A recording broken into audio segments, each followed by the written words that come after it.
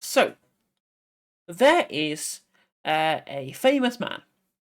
He's called Captain Tom. If you're from Britbongerland, you'll already know who he is. And he's been in the news very recently. But that's not what I'm going to talk about just to start with. I'm going to talk about here the original reason for why he's famous first, and then build the story up from there so that our American viewers can understand the point at which I'm coming from here. So Captain Tom, or is a ex-military of some description, as hence the name Captain Tom. But I digress. He was a very old man. He did die recently, and during the pandemic, there was this whole kind of palaver made about the role that the NHS were doing. They had clap for carers, clap for nurses. We had the talks about saving the NHS because at the end of the day, the NHS is kind of a national treasure, as it quite well should be, and should fucking show a public one as well. But there was all this talk about the strain the NHS that could come under as a result of the coronavirus pandemic. And unfortunately, NHS not doing too great at the moment. Mostly, unfortunately, because of a decade full of Tory cuts, of underfunding, of privatisation, of which has led to a poor service, poor waiting times. All that kind of stuff has happened over the last decade of over a decade of Tory rule. That has really kind of unfortunately ruined a lot of what was great about the NHS. But it's still going, it's still there, it's still struggling on with the training wheels of private investment, keeping it going all this time. And this led to people wanting to donate money to the NHS because, as an underfunded public institution, it was running out of lots of money that it needed, which is a damning indictment on this government because charity is the failure of government. Let us not forget that. The charities only ever exist because the government is not doing its duty to be able to create an equitable society in which we don't leave any citizens behind. That's what charities exist to do, and that is a failure of government, as far as I'm concerned. I agree with Henning Vane on this issue. But even so, we're in the position that we're in because of the Tories, and it needed a lot of money. So what Captain Tom did, this incredibly old man, was he in his 90s when he did it? I think he was. He raised a bunch of money for the NHS on the internet by doing laps of his garden at the tender. I mean, let me have a look at how old he was at the time. Let me try and find out how old he actually was. Captain Sir Thomas More. Jesus Christ, he was 98. He was 98 when he was doing laps of his garden. Fucking hell. Which is this is kind of dystopian, really. The fact that the NHS is underfunded so much, it's relying on a charity campaign run by an almost centenarian. That's not the word. Almost 100-year-old man forced to do laps of his garden to raise money for it because of how underfunded it is.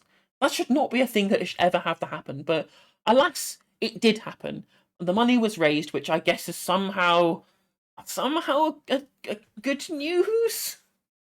I find it difficult to think of it as good news, considering what has actually gone into it. But I guess I'd rather have the 3.29 million injected into the NHS because it did need the money. Unfortunately, it should have happened. That money should have been raised by taxing all of the people who had got incredibly rich as a result of the pandemic. But no, it had to be done through regular people emptying their pockets because the incredibly old man did laps of his garden because he couldn't leave the house because of the lockdown. So yeah, not exactly a feel-good story in my regard. An old man who probably shortened his own life somewhat to be able to raise money for the NHS because of the failure of the government with which to at least attend to its duties of making sure the NHS is funded enough to keep it functioning properly, which is where the story begins at the very least. So they raised 3.29 million, which actually with tax rebates came almost at 39 million pounds, and all of that money went to the NHS. Every single penny of that went to the NHS, right? He received 150,000 cards and is an honorary colonel of the Army Foundation College, that's nice, I guess. Politically, posthumously remembered as somebody who killed himself running around the garden because of the failure of the government. But whatever. I'm not gonna be a downer on that bit any longer. I've run over those tracks far too many times over the course of this segment. But after his death, after all £39 million got donated, they set up a trust, which was called the Captain Tom Foundation, which they set up in his name after his death to continually raise money for charitable causes or whatever. They've not raised as much as they did in the original fundraising scheme, with which all went to the NHS. This is now a continuing charity moving on and on rather than a single fundraiser. And charities have trustee boards. Charities have people that they pay within the charity to continue the work of the charity, which that's fine. That's how charities function. Obviously, it's at least part of the kind of capitalist grift now, in which people can make money in a private capacity doing something that should be the purview of the government. But as long as they're not paying themselves too much, I don't see really the issue in that. If you're taking it upon yourself to have a job with which all you're doing is making sure that charities are funded, that's better than you not doing that. It's better than you working in working for fucking Lockheed Martin or some shit, right? There's worse things you could be doing, and I would argue that being part of a charity is at least a good thing, at least in the liberal sense. Obviously, charity in itself is a kind of liberal thing, but that's a subject for another time. But I digress. Anyway, to be able to appoint someone as a CEO of a charity, you need to be able to appeal to the Charity Commission for the terms with which that you're doing that. And turns out the family of Captain Tom tried to appoint the daughter as a CEO of this charity on 6 figures of £130,000 a year of a charity that only made £1.5 million in donations or whatever since his death and since this was set up.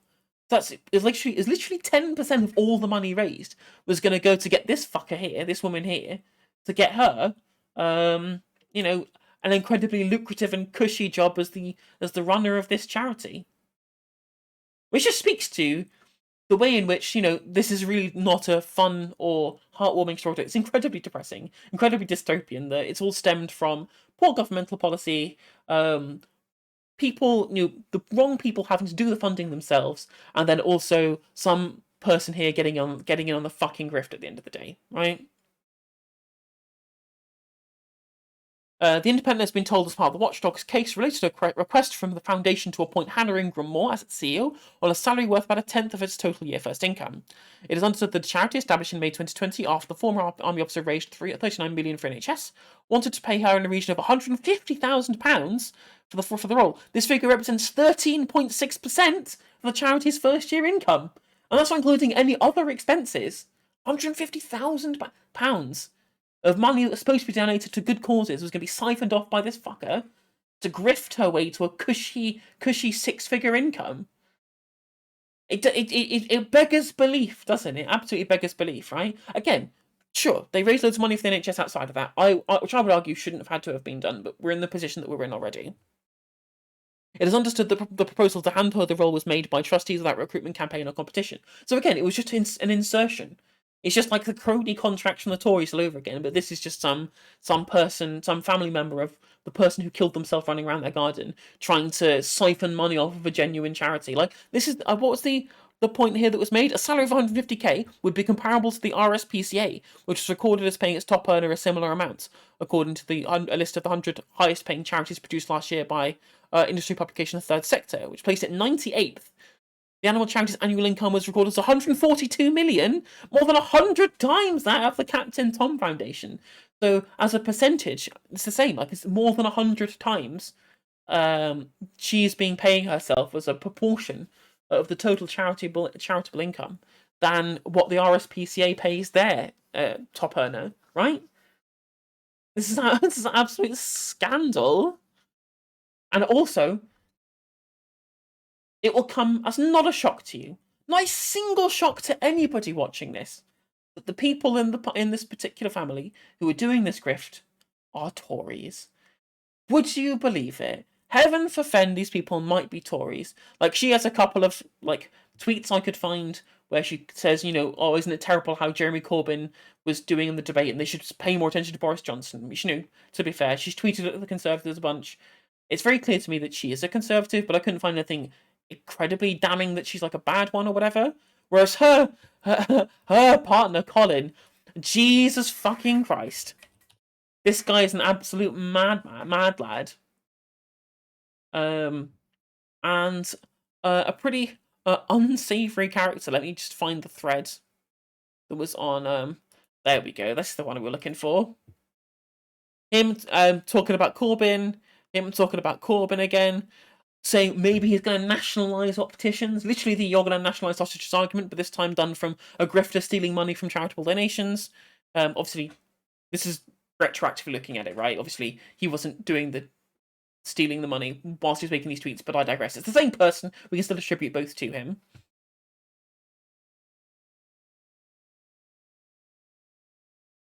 Corbyn, who we should not forget is being manipulated by McDonald, who is even further to the left, just extreme left-wing twaddle. Does anyone have ambitions to put us all in Anderson shelters? Like, what?